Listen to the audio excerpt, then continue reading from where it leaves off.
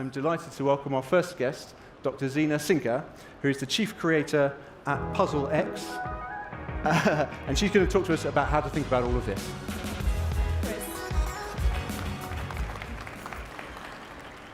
Hello, everyone.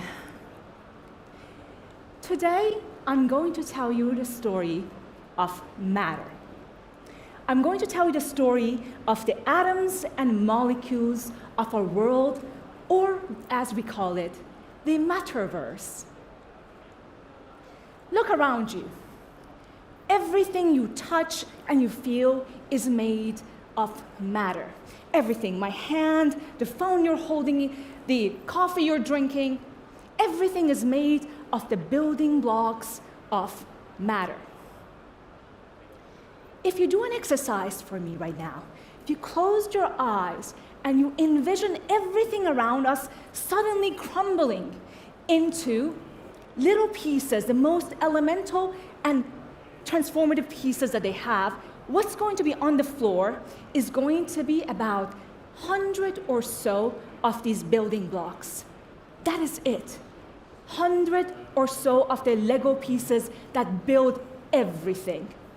From the squishy thing inside my skull, which is making me think and talk with you, to the data centers that we have, to the mountains and to the clouds, everything is made of different iteration and compositions of the same Lego pieces or materials. And as humanity has mastered the art of a certain class of materials, there's always been a leap in human civilization. From the Stone Age, when we were hominins on the brink of extinction, without fangs, without claws, and we saw this lump of matter, lump of stone, and we learned how to make an object with it. That object, that spear, was more than a tool. It was the beginning of us becoming very efficient hunters and carnivores. The brains we have right now is the result of our carnivorous diet and the proteins we had. That tool was more than a tool. It was the beginning of some different path for humanity and for hominids. And the same thing with the Bronze Age and Iron Age, where we mastered the art of metallurgy and being able to build tools, which resulted in what? The modern agriculture.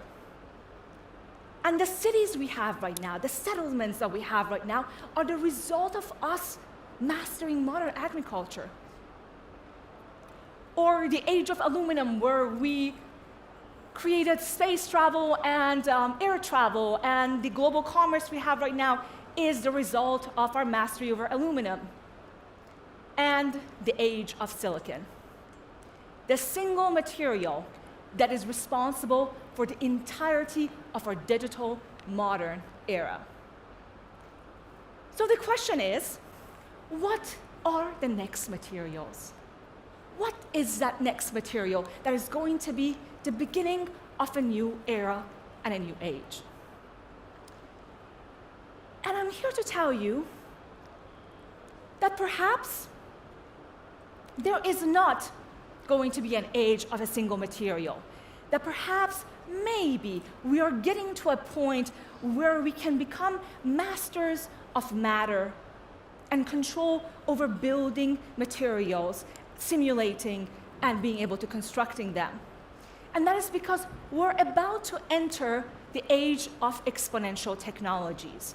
We are at a very pivotal point in the history of humanity, where certain areas of key technological development, specifically 4 areas: genomics, frontier materials and nanoassembly, quantum, and AI and machine learning, are finally getting to a point of maturity where they're not only accelerating one another, but they're actually feeding into one another and creating hybrid areas of development.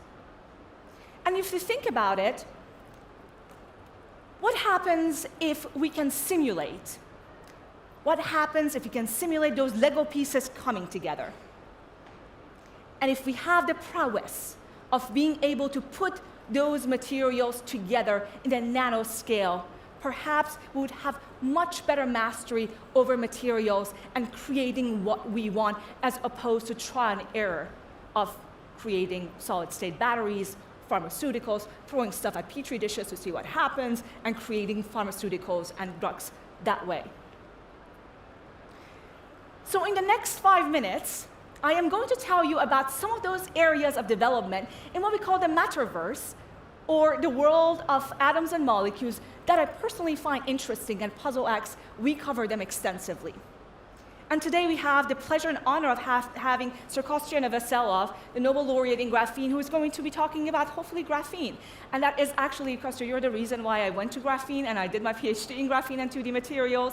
And these materials are truly fascinating materials at the atomic level of thinness with extraordinary photonic, mechanical, and optical properties that we have never seen before. Materials that are going to be giving birth to the work of, for example, some of our collaborators from Graphene Transparent Tattoos with Deji Akinwande from UT Austin, where you can move a drone simply with the movement of your eyes, or with the work of ICN2 and in-brains electronics, where we have graphene brain interfaces, or the work of James Storr from Rice University, where with a few drops of graphene nanoplatelets and creating those interconnections between the neural pathways and assisting them that way to connect and find one another, we can have a mouse with a severed spine walk again in 2 weeks. And the development of many other sensor and technologies, such as the Wi-Fi, the work from MIT, the Wi-Fi seen through concrete, or truly getting to the point where we can make many surfaces sentient and conductive, where spinach can send an email, or we can resurrect the cells of an extinct woolly mammoth to make meatball with it, with a very interesting work of WOW. And one of the most interesting areas of development for me personally is a very interesting development in the sphere of exotic and biocomputation. Specifically with the work of Andrew Adamatsky from University of West England, where you have the mycelium, the network of the mushrooms being able to be used as a computational power. And then to the work that we covered at Puzzle X last year, where what we did was that we captured the brain waves of many of our speakers at our event, and we stored that information of the brain waves not inside a hard drive, not in a data center, but we stored them inside a strand of a DNA. Right now, there exists a strand of DNA that contains the information and the brain waves of our speakers at Puzzle X. And finally, to one of the works that we covered about 2 years ago, the first demonstration of synthetic biointelligence, where we connected from Barcelona on the stage to Australia to activate a bunch of brain cells sitting in a petri dish to learn live how to play a game of Pong with us. These are technologies and just the beginning. And all of these technologies are enabled by our mastery over materials. And with that, I would like to conclude, but I would like to leave you with this one thing. At the age of exponential technologies, the speed of development is dizzyingly fast. The traditional linear predictive models for where different fields are going, from energy to communication to materials, they cannot be predicted. And that's the reason why these days we work with decision makers to talk about foresight, especially as those who are in business, who are in decision-making powers in governments. We need to look at the different pieces of the future collectively together to understand what is the bigger picture. And that also brings me down to saying thank you for GSMA for facilitating this conversation here for all of us, and thank you to you, kudos to you for coming together to look at the piece of the future, especially in the world of materials. And I hope that collectively we can join forces to build a better future. Thank you.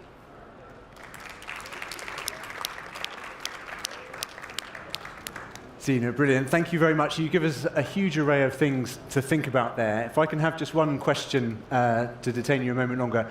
What out of all of those things are you most excited about? I don't understand biology and I'm fascinated by biology these days.